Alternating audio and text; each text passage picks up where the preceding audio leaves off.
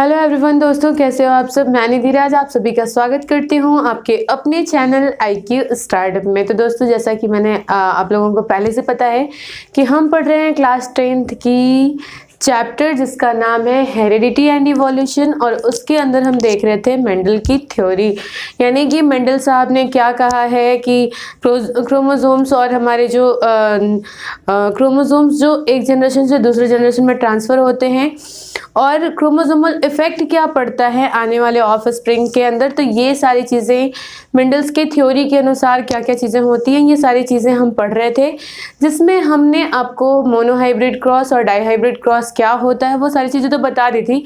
लेकिन मैं जब एक बुक पढ़ रही थी वहाँ पे एक कॉन्सेप्ट इतना बेहतरीन दिया हुआ था कि उसे समझने के बाद मुझे लगा कि बच्चे जो भी देखेंगे इसको वो काफ़ी अच्छे से समझ जाएंगे। तो चूंकि मैं वही टॉपिक पढ़ा भी रही थी, इसलिए मैंने क्या किया कि आपके लिए एक बेसिक कॉन्सेप्ट के लिए मोनोहाइब्रिड और डाईहाइब्रिड दोनों तरह के क्रॉसेस के लिए एक साथ कंपैरिजन भी करेंगे और देखेंगे कि किस तरीके से दोनों का बेसिक कॉन्सेप्ट क्या है और किस कॉन्सेप्ट के तहत हम ये मोनोहाइब्रिड और डाईहाइब्रिड क्रॉस देखते हैं। तो आज की क्लास में हम उसी बेसिक कॉन्सेप्ट को समझने वाले हैं और साथ ही मेंडल्स के जो थ्योरी के लॉज हैं, है ना, उसके नियम जो हैं, उसका कंक्लूजन जो है, वो सारी चीज़ें देखेंगे आज की क्लास में।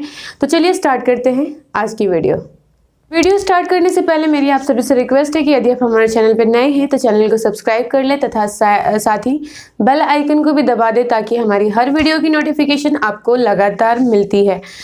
सबसे पहले तो मैं आप लोगों को बता दूं कि जितने भी कॉन्सेप्ट मैं देती हूँ बहुत ही क्लियर होते हैं, बहुत बार मैं उस पर अध्ययन करती हूँ, उसके बाद आप तक पहुँचाती हूँ।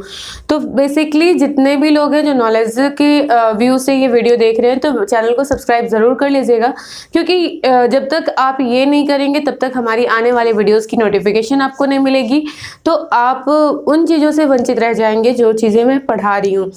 तो चलिए शुरू करते हैं आज की वीडियो। आज की वीडियो में जैसा मैंने बताया कि basic concept of monohybrid and dihybrid cross, यानी कि बेसिक कॉन्सेप्ट, यानी कि वहाँ से वो हम कॉन्सेप्ट उठा रहे हैं जहाँ से मतलब मैंने पिछली वीडियो में कहा था कि थोड़ा सा पेचीदा है ये, इसीलिए मैंने यहाँ पे एक और वीडियो मतलब काफ़ी बुक्स को पढ़ा, उसके बाद ये बुक के अंदर जिस तरीके से समझाया गया था वो मुझे काफ़ी पसंद आया, तो मैंने सोचा क्यों ना इसको हम आपके साथ शेयर करें। तो देखिए यहाँ पे बहुत बेसिकली तरीके से दोनों के डेफिनेशंस भी दिए गए थे, तो मैंने उनको भी आपके लिए लिख दिया है। तो यहाँ पे सबसे पहला मोनोहाइब्रिड क्रॉस कहते किसको है वो चीज़ बताया गया। तो a breeding experiment dealing with a single character is called, यानी कि एक ऐसा एक्सपेरिमेंट, ब्रीडिंग का मतलब क्या होता है कि नए उत्पादों को बनाने वाला, है ना, एक ऐसा एक्सपेरिमेंट जिसमें हम नए उत्पाद बना रहे हैं, ठीक है। तो अब ब्रीडिंग एक्सपेरिमेंट यानी कि ऐसा परीक्षण जो उत्पादन को लेके है, dealing with a single character, जो एक कैरेक्टर को लेके चल रहा है, एक चरित्र यानी कि एक क्रोमोसोम, एक जो गुण है उसको लेकर आगे की ओर, मतलब ब्रीडिंग एक्सपेरिमेंट जिस पे किया जा रहा है एक गुण को लेकर, तब उसको हम क्या कहेंगे, मोनोहाइब्रिड क्रॉस। ये पहले वाले वीडियो में भी ऑलरेडी हम बता चुके हैं। मोनोहाइब्रिड क्रॉस एक दिन मैंने पूरा क्लियर किया है, डाईहाइब्रिड क्रॉस को एक दिन क्लियर किया है, लेकिन यहाँ पे मैं दोनों चीज़ें इसलिए बता रही हूँ क्योंकि बहुत सारे बच्चे कंफ्यूज कर जाते हैं कि कौन सा रेशियो मोनोहाइब्रिड का है और कौन सा डाईहाइब्रिड का। तो जब यहाँ पे कंपैरिजन देखेंगे तो उन्हें बहुत अच्छे से समझ में आएगा, इसीलिए ये मेरा मतलब इन्हीं दोनों टॉपिक्स पे दोबारा वीडियो बनाने का सबसे बड़ा रीज़न यही था।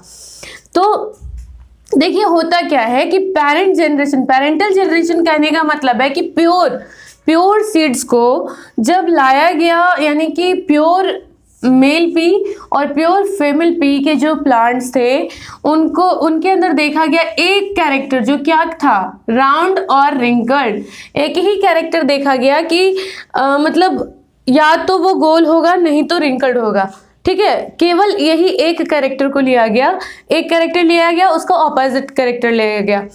तो ये मेल और फीमेल के कैरेक्टर्स लेने के बाद जब इनका हम क्रॉस पॉलिनेशन पूछा जाता है कि F1 जनरेशन पाने के लिए किस तरह का पॉलिनेशन करवाया जाता है, प्लांट्स के बीच में F1 जनरेशन प्राप्त करने के लिए हम किस तरह का पॉलिनेशन यूज करते हैं, क्रॉस योरसेल्फ, तो वहां पे हमारा आंसर क्या होगा, क्रॉस पॉलिनेशन, ठीक है। ऑब्जेक्टिव क्वेश्चन में ये क्वेश्चन आता है कि F1 जनरेशन को लाने के लिए किस तरह के पॉलिनेशन किए जाते हैं, तो उसका आंसर हमारा क्या होगा, क्रॉस पॉलिनेशन करवाए जाते हैं। तो यानी कि मेल पी प्लांट और फीमेल पी प्लांट जो कि एक गुण को हम लेके चल रहे हैं, राउंड वाले गुण को, और इनको लेके जब चले तो हमने F1 जनरेशन के अंदर क्या देखा, जब पहला जनरेशन के प्लांट के बीज हमको मिले तो उसमें क्या देखा गया कि सारे के सारे प्लांट्स लंबे हो गए। सॉरी, सारे के, यहाँ टॉल मैं इसलिए बोल रही हूँ क्योंकि मैंने जो पीछे वीडियो बनाया था वहाँ पे गुण जो लिया था वो टॉल का लिया था, इसलिए मेरे मुंह से टॉल निकल गया। यहाँ पे चूंकि राउंड सीड में गुण लेके चल रही हूँ, उसकी सीड्स की जो कैरेक्टर है वो कैसी है, राउंड है। तो इसीलिए यहाँ पे हमने क्या पाया कि all plants with round seed, यानी कि पहले जनरेशन में F1 जनरेशन में हमें क्या मिला कि सारे के सारे जो प्लांट्स थे वो किस तरह के हो गए, गोल मटर के दाने वाले हो गए, है ना। लेकिन F2 जनरेशन को पाने के लिए, ठीक है, F1 जनरेशन नहीं, F2 जनरेशन को पाने के लिए हम किस तरह का क्रॉसिंग ओवर करवाते हैं, किस तरह का पॉलिनेशन होता है, तो वहां होता है सेल्फ पॉलिनेशन। पहली में फर्स्ट जनरेशन पाने के लिए क्रॉस पॉलिनेशन, सेकेंड जनरेशन पाने के लिए सेल्फ पॉलिनेशन। इस बात को हमेशा ध्यान रखना है, ये क्वेश्चंस में आते हैं, ठीक है। ये जो दोनों पॉइंट है ये काफ़ी इंपॉर्टेंट है क्योंकि यहाँ से क्वेश्चन बनते हैं कि F1 जनरेशन को पाने के लिए कौन सा हमको पॉलिनेशन करवाना है और F2 जनरेशन पाने के लिए कौन सा पॉलिनेशन करवाना है। तो जब F2 जनरेशन के लिए इन प्लांट्स, जो ये सारे के सारे लंबे प्लांट्स आए थे, इन सॉरी बार बार मुंह से लंबा निकल रहा है, लेकिन यहाँ राउंड सीड ध्यान रखिएगा क्योंकि यहाँ पे चूंकि कैरेक्टर हम कोई भी ले सकते हैं, या तो उसका लंबापन ले सकते हैं, उसका गोलपन ले सकते हैं, या उसके पॉड, मैंने बताया था ना कि कितने तरह से हम उसके कैरेक्टर्स का अध्ययन कर सकते हैं, बस बात वही है। तो यहाँ पर जब सेल्फ पॉलिनेशन करवाया गया तब क्या देखा गया कि जो बीज आए उसका रेशियो क्या था, 3:1 था। किसमें, मोनो हाइब्रिड क्रॉस के अंदर। मोनो हाइब्रिड क्रॉस के अंदर पहली वाली जनरेशन में हमें ऑल प्लांट्स लंबे गोल मिले, ऑल प्लांट्स के जो बीज मिले वो गोल मिले, और दूसरा जब F2 जनरेशन करवाया गया तो उसमें 3 जो पौधे थे उसके जो लंबाई थी वो लंबी थी, लेकिन एक पौधा जो था वो छोटा हो गया था, मैंने पिछले वीडियो में बताया था। यहाँ पे क्या हुआ कि 3 पौधे के गोल मटर के दाने निकले और एक पौधा ऐसा था जिसके झुर्रीदार मटर के दाने निकले। तो ये आई थिंक F1 जनरेशन, इसमें सबसे इम्पॉर्टेंट क्या क्या है, तो सबसे पहले कि मोनो हाइब्रिड में कितने कैरेक्टर का यूज़ किया जाता है, तो दैट इज सिंगल कैरेक्टर। दूसरी बात कि F1 जनरेशन पाने के लिए मेल तथा फीमेल जो पेरेंट लेते हैं उनका पॉलिनेशन जो होगा वो किस तरह का होगा, तो क्रॉस पॉलिनेशन होगा। F2 जनरेशन पाने के लिए जो हमें पॉलिनेशन करवाना होगा वो कैसा होगा, सेल्फ पॉलिनेशन होगा। और चौथा सबसे इम्पॉर्टेंट सवाल जो बनता है वो ये है कि what is the ratio of mono hybrid cross in F2 generation, तो वो और ये किस तरह का रेशियो है, ये फेनोटाइपिक रेशियो है, याद रखिएगा कि ये किस तरह का है फेनोटाइपिक रेशियो है ये, ठीक है। ये किस तरह का रेशियो हम बता रहे हैं, फेनोटाइपिक। जेनोटाइपिक रेशियो क्या है, फेनोटाइपिक रेशियो क्या है, ये ऑलरेडी हम पिछले वीडियो में चर्चा कर चुके हैं। अब यहाँ डाई हाइब्रिड में क्या देखेंगे, यहाँ पे क्या हो रहा था कि सिंगल कैरेक्टर पे डीलिंग हो रही थी, लेकिन यहाँ पे जो होगा विथ 2 कैरेक्टर। समझ में आया, जो एक्सपेरिमेंट की डीलिंग होगी वो कितने कैरेक्टर के साथ होगी, 2 कैरेक्टर्स के साथ होगी, तब इसको हम डाई हाइब्रिड क्रॉस कहेंगे। क्लियर है, ये तो मैंने पहले भी बता दिया था। लेकिन एट द सेम टाइम, और ऐसा नहीं कि 2 कैरेक्टर को हम अलग अलग लेके करें, 2 कैरेक्टर को अलग अलग लेंगे तो फिर तो वो मोनो हाइब्रिड हो जाएगा, लेकिन हम बात कर रहे हैं डाई हाइब्रिड की, तो एक साथ at the same time 2 character, यानी कि यहाँ पे देखिए 2 कैरेक्टर लिया गया, राउंड शेप और येलो कलर्ड सीड, यानी कि उस बीज जो है उसका पहला तो राउंड होना चाहिए और दूसरा जो उसका सीड का कलर है वो कैसा होना चाहिए, येलो कलर का होना चाहिए। तभी हम दो कैरेक्टर को जब एक साथ लेके चलेंगे तब हम उसको डाई हाइब्रिड कहेंगे। अगर 3 कैरेक्टर को हम एक साथ रख रहे हैं तो ट्राई हाइब्रिड कहेंगे, इसी तरह टेट्रा हाइब्रिड, और आगे इस तरीके से आगे बढ़ता जाता है। ठीक है, तो यहाँ पे भी सेम वही चीज है कि पेरेंट जनरेशन जो था, पेरेंटल जनरेशन, वहां पे male pea plant with round and yellow coloured seed. यहाँ पे दो कैरेक्टर हमने ले लिया, राउंड एंड येलो कलर्ड, गोल भी है और येलो कलर्ड भी है। और यहाँ फीमेल के अंदर भी हमने लिया रिंकल्ड, उसका उल्टा है ना, राउंड था तो हमने कुछ चेंज लिया, और इधर क्या लिया कि यहाँ येलो था तो यहाँ पे ग्रीन कलर के सीड्स लिए। पहले जनरेशन को पाने के लिए कौन सा पॉलिनेशन होगा, तो हमेशा सेम यही प्रोसेस याद रखेंगे। पहले जनरेशन के लिए क्रॉस, सेकेंड जनरेशन के लिए सेल्फ पॉलिनेशन। यहाँ पे भी सेम वही होगा कि पहले जनरेशन को पाने के लिए हमने कौन सा पॉलिनेशन करवाया, क्रॉस पॉलिनेशन। F1 जनरेशन प्राप्त हुआ और इसमें क्या हुआ कि all plants with round and yellow coloured seed. Round and yellow ही क्यों हुआ भाई, क्योंकि राउंड जो था वो क्या था, डोमिनेंट था, और कलर में येलो कलर जो था वो डोमिनेंट था। रिसेसिव कौन कौन से थे, तो रिंकल्ड और ग्रीन जो थे ये रिसेसिव कैरेक्टर बन गए। और यहाँ पे राउंड और येलो जो कलर इसका गुण था, कैरेक्टर था, ये क्या हो गया, ये डोमिनेंट कैरेक्टर बन गया। इसीलिए सारे प्लांट्स के अंदर क्या दिखे हमको कि सारे के सारे जो कैरेक्टर आए वो पहले यानी कि मेल प्लांट वाला ही आ गया। अब ऐसा मत सोचिएगा कि मेल का ही डोमिनेंट होता है, ऐसा जरूरी नहीं है। ठीक है, दोनों में कोई भी डोमिनेंट हो सकता है, ये डोमिनेंट जो होता है वो लक बाई चांस होता है। ठीक है, तो ऐसा कोई ज़रूरी नहीं है कि मेल राउंड वाला ही डोमिनेंट होगा। अगर यहाँ पे डोमिनेट करता येलो वाला सॉरी ग्रीन वाला, तो ये ग्रीन कलर का दिखाई देता सारे के सारे। समझ में आया, तो डोमिनेंट यहाँ पे कोई भी हो सकता है। चलिए, अब F1 जनरेशन मिल गया, फिर से सेम वही चीज़ की अगर हम F2 जनरेशन प्राप्त करेंगे। F2 जनरेशन, यहाँ पे जगह नहीं था तो मैंने शॉर्ट में ही लिखा है। F2 जनरेशन जब प्राप्त करना है तब क्या होगा, तो वहाँ पे सेल्फ पॉलिनेशन जिससे इसके अंदर था, यहाँ पे कलर्ड सीड जो मिल गए थे। अब इनका जो ये वाला जनरेशन में जो हमें सीड्स मिले उसका फिर हमने सेल्फ पॉलिनेशन करवाया, तब क्या मिला कि plant with round and yellow coloured seed 9, यानी कि अगर मान लीजिए कि 16 अगर बीज मिलते हैं उसमें 9 क्या होंगे, राउंड एंड येलो कलर के मिलेंगे। 3 जो मिलेंगे वो राउंड एंड ग्रीन कलर के मिलेंगे, रिंकल्ड एंड येलो मिलेंगे 3, और फिर रिंकल्ड और ग्रीन यानी कि ये वाली की बात करें तो ये हमें कितना मिलता है, ओनली 1 मिलता है।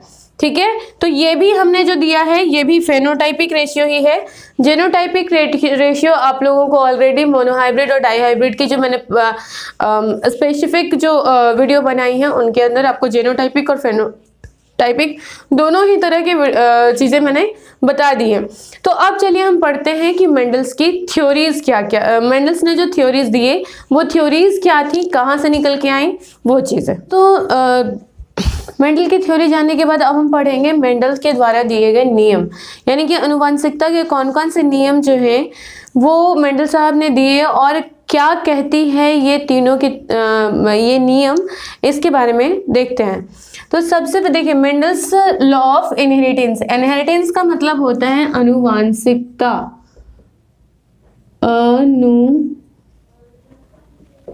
आनुवंशिकता। अब ये इनहेरिटेंस के क्या क्या तरह के लॉ थे, ये लॉ समझेंगे हम। तो सबसे पहला जो लॉ दिया कि लॉ ऑफ डोमिनेंस, और इसी को कहा गया कि Mendel's first law of inheritance, यानी कि मेंडल के द्वारा दिए गए आनुवंशिकता का पहला नियम जो कहता है वो कहता है लॉ ऑफ डोमिनेंस। तो मैंने आपको बताए थे कि हर जब ऑफस्प्रिंग्स आते हैं तो वहाँ पे 2 तरह के कैरेक्टर होते हैं, एक होता है डोमिनेंस कैरेक्टर, दूसरा होता है रिसेसिव कैरेक्टर। तो यहाँ साफ साफ कहता है, ये नियम क्या कहता है कि hybrid offsprings will only inherit the dominant traits, है ना।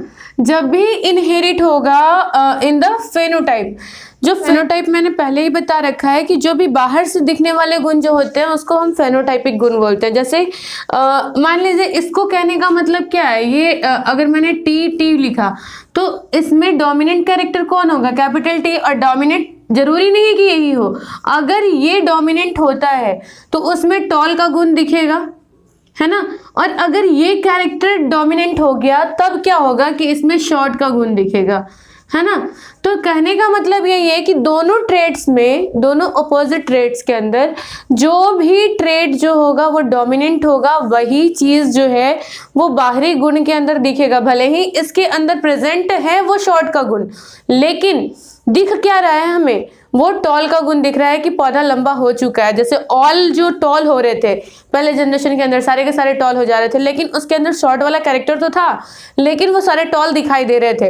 किसके कारण? बिकॉज ऑफ डोमिनेंट, है ना। तो यही चीज बताया गया कि हाइब्रिड ऑफस्प्रिंग, जितने भी हाइब्रिड के जो ऑफस्प्रिंग होते हैं, इनके आने वाले जो अगला कैरेक्टर, अगला जो जनरेशन है, F1 जनरेशन जो हो गया, विल ओनली इनहेरिटेट, वो वैसे ही चीज़ों को अपने अंदर इनहेरिट करते हैं, अपने अंदर एब्जॉर्ब करते हैं इन द डोमिनेंट। किसको? जो डोमिनेंट करेगा। दोनों के बीच में ये क्रॉसिंग होगी, और क्रॉसिंग होने के बाद दोनों में जो डोमिनेंट करेगा वो कैरेक्टर जो है वो ऑफस्प्रिंग क्या करते हैं, अपने अंदर मतलब लेते हैं, अपने अंदर वो बाहर से दिखाई देता है ना। इन फेनोटाइप, जेनोटाइप में वो मौजूद होगा, लेकिन फेनोटाइप में वही कैरेक्टर दिखेंगे जो डोमिनेंट होंगे। तो यही कहता है हमारा लॉ ऑफ डोमिनेंट। दूसरा कैरेक्टर कहता है कि लॉ ऑफ सेग्रीगेशन। अब इसमें क्या है कि it states that during the production of gamete 2 copies of each hereditary factor segregate. अब देखिए यहाँ पे क्या कहा गया कि दोनों के में, इधर मेल में इधर फीमेल में, जो भी था, इन दोनों तरह के कैरेक्टर्स है। एक गुण कह रहा है कि ये तू लंबा हो, है ना। जैसे उस पौधे को एक गुण क्या कह रहा है, माँ का जो पिता का गुण है वो कह रहा है कि ये तू लंबा हो, मम्मी क्या बोल रहा है, नहीं तुम छोटा रहो, है ना। तो दोनों के गुण तो हैं, दोनों गुण एक साथ नजर नहीं आ सकते। एक ही पौधा लंबा और छोटा एक साथ नहीं हो सकता, है ना। तो मम्मी बोल रही है तू लंबा हो, पापा बोल रहे हैं छोटे हो। तो अब वहां पे क्या होगा कि दोनों के बीच में सेग्रीगेशन होगी, और उस सेग्रीगेशन में जो भी डोमिनेंट होगा वो क्या होगा, उसके गुण जो हैं वो, अगर वहां पे टॉल का गुण, अगर पिता का गुण जो है वो सेग्रीगेट कर गया, तब वो पौधा जो है लंबा हो जाएगा। अगर माता का गुण सेग्रीगेट कर गया तो वो छोटा रह जाएगा। तो वही चीज यहाँ पे बताया गया कि यहाँ पे 2 तरह के कैरेक्टर, अब यहाँ पे हर जगह पे 2 तरह के कैरेक्टर आएंगे। गैमेट्स 2 कॉपीज, 2 तरह की कॉपीज जो हैं वो क्या कर रही हैं, एक दूसरे से सेग्रीगेट कर रही हैं। और सेग्रीगेट करने के कारण क्या हो रहा है, so that offspring acquires 1 factor from each parents. इसीलिए क्या होता है कि जो बच्चे होते हैं उनके अंदर दोनों में से कोई एक ही जो कैरेक्टर है वो उन बच्चों के अंदर दिखाई देगा। इसीलिए कहा गया कि लॉ ऑफ सेग्रीगेशन जो है, ये जब ऑफस्प्रिंग इनहेरिटेंस की बात जहां आती है तो वहां पे लॉ ऑफ सेग्रीगेशन काम करेगा। और यही जो लॉ ऑफ सेग्रीगेशन जो आया है, ये जो मैंने आपको बताया था कि 23 क्रोमोसोम हमारे माता से मिलते हैं, 23 क्रोमोसोम पिता से मिलते हैं, और दोनों मिलके 46 बनाते हैं। तो ये दोनों कैरेक्टर्स जब आ रहे हैं तो कुछ कैरेक्टर्स बच्चे ने पिता के अपनाए, कुछ कैरेक्टर्स अपनी माता के अपनाए। तो वही चीज कहा गया कि लॉ ऑफ सेग्रीगेशन, दोनों चीजें, अब कोई लंबा और छोटा एक साथ तो हो नहीं सकता, या तो वो लंबा होगा या तो वो छोटा होगा। तो दोनों में कोई एक ही कैरेक्टर जो है वो बच्चे अपना पाएंगे, तो इसी को कहा गया लॉ ऑफ सेग्रीगेशन। तीसरा कहता है लॉ ऑफ इंडिपेंडेंट असॉर्टमेंट। इसको हम मेंडल्स का सेकंड लॉ ऑफ इनहेरिटेंस के नाम से भी जाना जाता है। ध्यान रखिएगा, क्वेश्चन में आ सकता है कि which law is also known as Mendel's second law of inheritance. तो कौन है? सेग्रीगेशन नहीं है, कौन है?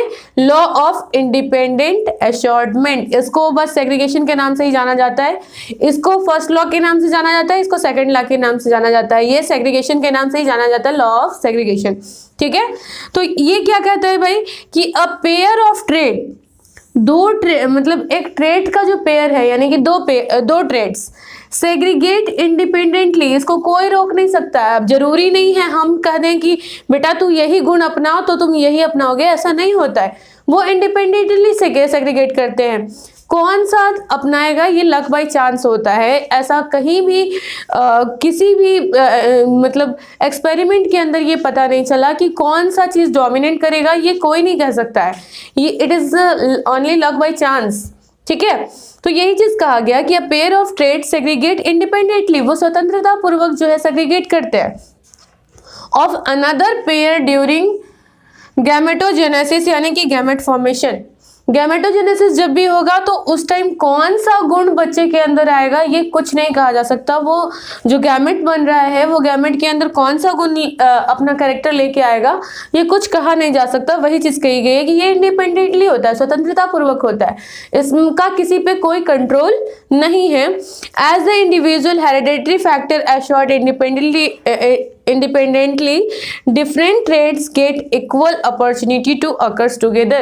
तो यहाँ पे हर जो गैमेट है, हर कैरेक्टर जो है, हर ट्रेट के पास ये मतलब अपॉर्चुनिटी है कि वो कोई भी जा सकता है, किसी के साथ भी वो मतलब क्रॉस कर सकता है, वो कहीं से भी, मतलब कोई भी जो कैरेक्टर है वो उस गैमेटोजेनेसिस के दौरान गैमेट्स के अंदर आ सकते हैं, और वो आगे आने वाले जो फीमेल से जो गैमेट्स आ रही हैं उनके साथ क्या मतलब उसके साथ कोरिलेशन बन पाएगा नहीं बनेगा, किसका बनेगा नहीं बनेगा, ये सारी चीज़ें जो हैं ये इंडिपेंडेंटली होती है। तो ये 3 तरह के लॉ मेंडल साहब ने दिए हैं, इसको याद रखिएगा। ये क्वेश्चन आता है कि what is the law of dominance, तो इसको आपको लिखना पड़ेगा कि ये जो हमने क्या कहता है ये लॉ ऑफ डोमिनेंस, क्या कहता है लॉ ऑफ सेग्रीगेशन, और क्या कहता है लॉ ऑफ इंडिपेंडेंट असॉर्टमेंट।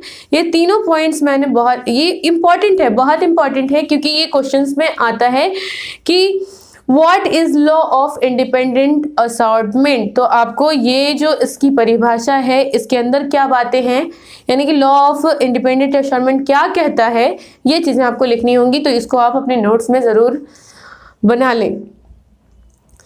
तो अब हमें देखना है कि मेंडल का कंक्लूजन क्या था। आखिर ये सारे एक्सपेरिमेंट के बाद, सारे लॉज बनाने के बाद, आखिर में कंक्लूजन करके मेंडल साहब ने क्या कहा, क्या उनके कंक्लूजन थे, वो चलिए देखते हैं। तो दोस्तों मैंने अभी कहा था कि मैं कंक्लूज़न भी पढ़ाऊंगी, लेकिन अचानक मेरे माइंड में आया कि मैंने आपको थ्योरी भी पढ़ा दी है, उसका क्या ज़रूरत है हमारी लाइफ में वो भी पढ़ा दिया है, और साथ ही क्या क्या लॉज थे वो भी पढ़ा दिया, साथ में एग्जाम्पल्स भी आपको बता दिए हैं।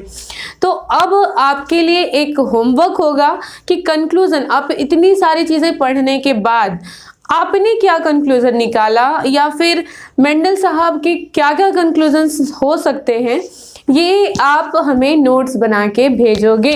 तो आप हमें इंस्टा पे फॉलो कर सकते हैं, या फिर हमारे जो फेसबुक पेज है वहाँ पे भी फॉलो कर सकते हैं।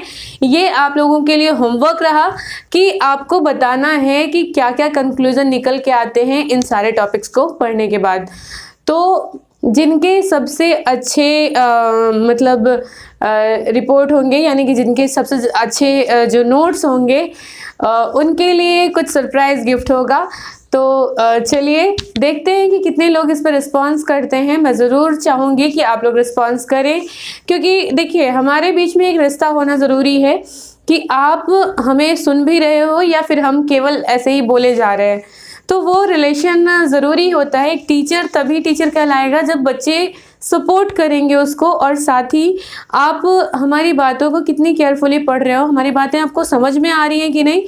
तो इसलिए आपके लिए होमवर्क की कंक्लूज़न क्या होंगे, मेंडल्स के हिसाब से ही नहीं, आपके हिसाब से इन थ्योरीज को पढ़ने के बाद, इन सारे एक्सपेरिमेंट्स को देखने के बाद क्या कंक्लूजन्स निकल के आते हैं। तो इन कंक्लूजन को आपको क्या करना है, नोट डाउन करना है in your note copy and then send to me, और आपको हमें भेजना है हमारे किसी भी जो सोशल मीडिया के जितने भी आपके आप इंस्टा पे भी भेज सकते हो, आप हमें फेसबुक पेज पे भी भेज सकते हो। और फिर से मैं बोल रही हूँ, अगर आपने अभी तक चैनल को सब्सक्राइब नहीं किया तो चैनल को सब्सक्राइब कर लीजिए। वीडियो अगर पसंद आई है तो वीडियो को लाइक कर दीजिए, और अगर समझ में भी आया है तो लाइक तो ज़रूर कर दीजिएगा, क्योंकि यही हमें मोटिवेट करता है। तो चलिए मिलते हैं नेक्स्ट वीडियो में, तब तक के लिए bye bye, take care. Homework ज़रूर कर लीजिएगा।